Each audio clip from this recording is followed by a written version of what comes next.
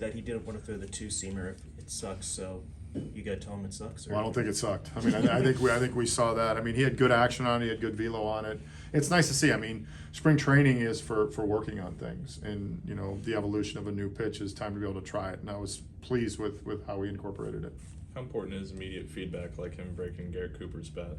I think it, you know, for someone, especially a young pitcher like that, validation of like, all right, this pitch works, you know, good major league hitter, he was able to get in and breaks a bat. I think it just reaffirms like everything you're working on in a side, because you don't get that immediate reaction, and the fact that he got it is encouraging. And then once you see that, it's like, all right, now it gives it a little more space to work on it.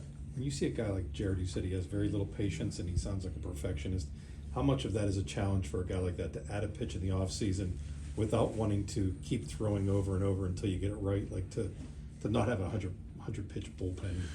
Yeah, I think what you need is you need to get the feel for it when you're working on it on the side, and then you need hitter reaction. You need to be able to see how it works, and he has spring training to be able to work on it to see how it reacts, and then we get a good look at it metrically. We get to see, you know, what hitter reaction is, how it feels coming out of hand. It's a culmination of things there.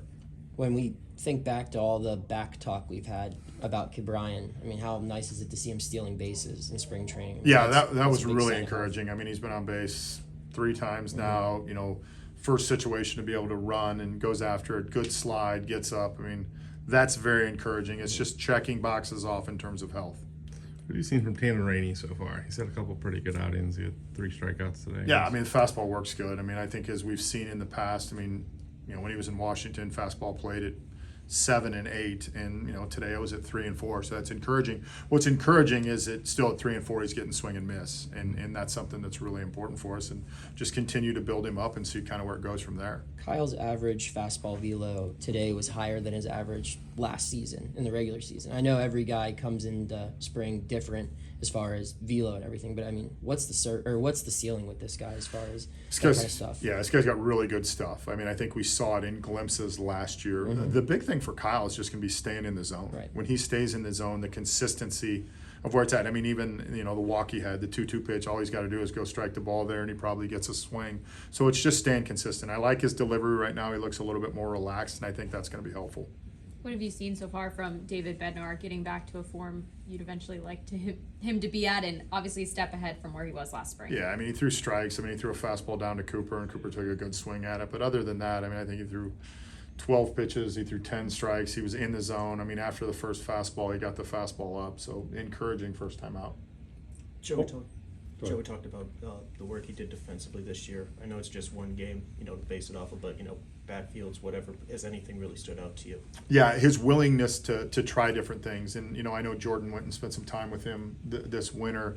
And I think the thing that's challenging is when you get a guy in a new organization and then you're trying to put stuff on him during the season while he's trying to compete, that's difficult. And what Joey did a really good job of is taking the feedback that Jordan and the catching group gave him last year, worked on it this winter, and now you have spring training games. So you have the little bit of flexibility to try different things, to put yourself in a spot that you know what you want to do. You know, I'm not a huge fan of the word comfortable because of the fact you have to be uncomfortable at times. Right now, he's probably a little uncomfortable doing different things, but it's definitely, you know, showing signs that it's playing better.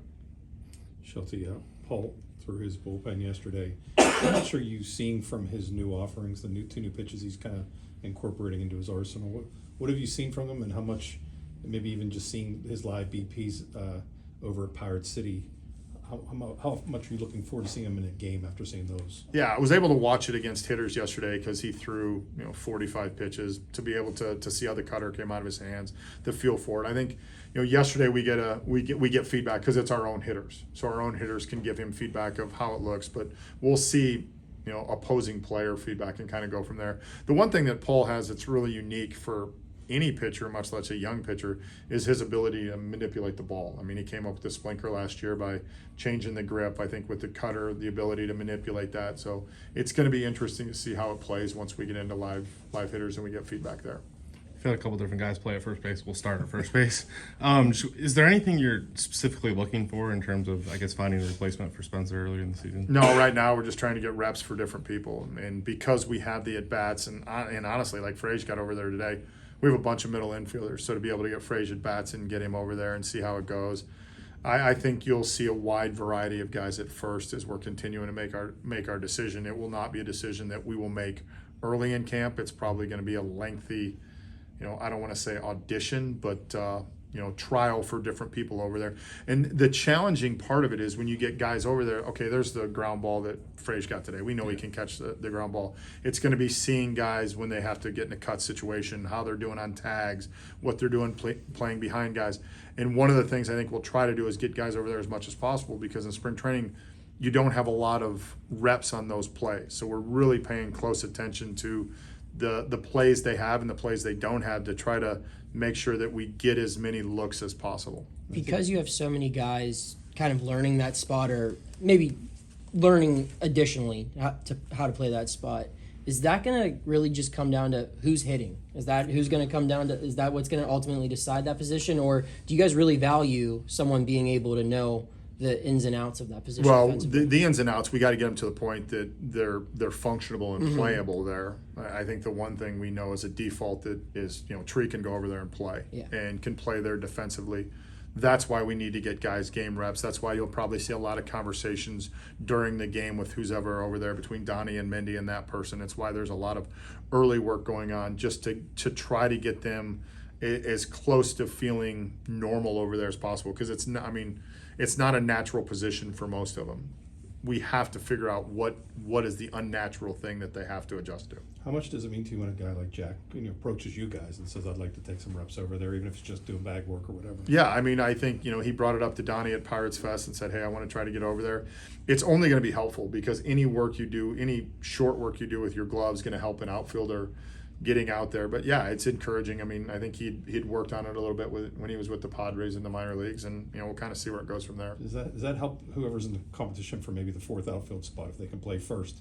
That could be a key. It could be a key. I think versatility is something that we've valued always with our group, especially with our bench players. And this is the first time in the 6 years I've been here that we have a pretty good idea of who's going to play the other positions. So those other bench spots, having versatility could be important, for that final roster spot.